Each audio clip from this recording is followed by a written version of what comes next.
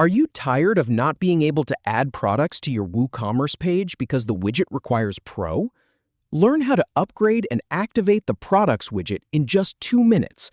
First, we'll open your homepage in Elementor. Then navigate through the Woocommerce menu to reach the Products widget. And finally, upgrade to unlock it. First, go to Edit Home with Elementor to open the page builder. Then, click on the element to highlight it so you can work with it. Now, from the Elementor panel, click on Woocommerce. Then select Products to get to the Product widgets. Now click on Use Products widget. It promotes dozens more Pro features to extend your toolbox and build sites faster. Then click on Upgrade Now. And click Upgrade Now once more. Happy building! If you have any feedback or if any info is inaccurate, please leave a comment below.